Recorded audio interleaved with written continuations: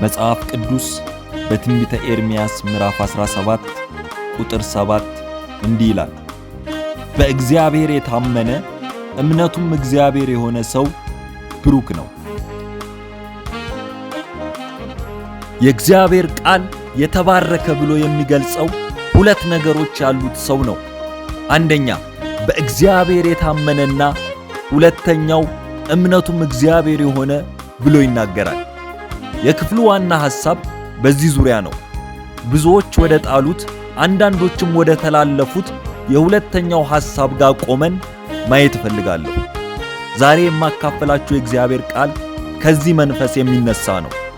ከአማልክት በላይ እግዚአብሔር ይመለካል። ክብርም ለእግዚአብሔር ይሁን። ከዚህ ክፍል ጋር አያይዘን ሐዋርያው ጳውሎስ በመልእክቱ የተናገረውን ማንሳት እንዳለብን ይሰማኛል። አንደኛ ቆሮንቶስ 3:7 እንዲህ ይላል፣ እንግዲህ የሚያሳድግ እግዚአብሔር እንጂ የሚተክል ቢሆን ወይም የሚያጠጣ ቢሆን አንዳችም አይደለም አላቸው። የመጀመሪያው ትምህርት ሰዎች ይድኑ ዘንድ መዳን በክርስቶስ መሆኑን በብዙ ተግዳሮት መካከል ምስክርነት መስጠት ነበር። አጵሎስ መጣና የመጽናኛውን ቃል ተናገራቸው። ጌታ ቅርብ መሆኑን ነገራቸው። እንዴት አድርጎ መሰላችሁ? መሰረቱን ተክል በሚመስል ስዕላዊ ማስረጃ ሕይወት ያለው የሚጠጣ የሚያድግ አድርጎ አቀረበላቸው። ወንጌል አስምሩበት፣ መትከል ማጠጣትና ማሳደግ የሚል ሂደታዊ ሕይወት ነው። የሆነ ሰው ስለ ጌታ ፍቅር ቢነግራችሁ አሳዳጊያችሁ ግን እሱ አይደለም። ሰው ያሳደገው ሰው ከእግዚአብሔር ጋር የሚገናኝበትን መስመር እንደ ሰው ይቀርጸዋል። መንፈሳዊ ብስለት እግዚአብሔርን ማወቅ እንጂ የአገልጋዩን የልብ ትርታ ማስተጋባት አይደለም።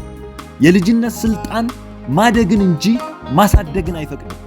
የሚያሳድግ እግዚአብሔር ብቻ ነው። ለዚህ ነው ሐዋርያው ጳውሎስ እየዞረ አብያተ ክርስቲያናትን ቢተክልም በቆይታ ጊዜው ግን ባለቤትነት አልተሰማውም። የሃይማኖተኝነት መነሻው መሰረት ጥለው ላሳድግ ባሉ ሰዎች የመጣ ነው። መጽሐፍ ቅዱስ ስለ አንድ ንጹሕ የሃይማኖት ስም ሳይሆን ስለ ሃይማኖት ይነግረናል። ያም ሃይማኖት ክርስቶስ ነው። ስለሆነ ተቋም ክርስቶስ በከንቱ አልሞተም። ሰዎች ተከታይ እንጂ አሳዳጊ አይደሉም። ከሆነ ግን ሃይማኖተኛ ትውልድ ይፈጠራል። የፊተኛው ሃይማኖት ስም ሳይሆን ስያሜ ሁሉ ከስሙ በታች የሆነለት ክርስቶስ ኢየሱስ ነው። እግዚአብሔር ራሱን በእምነት ውስጥ ይመለከታል። ተረድታችሁኛል? እግዚአብሔር እናንተም በክርስቶስ ውስጥ ስለሚመለከታችሁ ክርስቶስን የማይቀበል ሃይማኖት ከእምነት የራቀ ነው። የእግዚአብሔር ቃል መስታወት ነው። ያ ቃል ደግሞ ክርስቶስ ነው። ፊደል ያለው ሃይማኖት ግን ከሕይወት መዝገብ ያሰርዛል።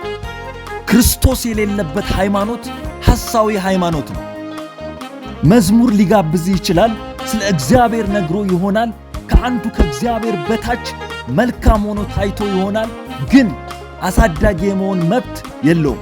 ላሳድግ ካለ በሃይማኖት ስም ሊያስር ነው።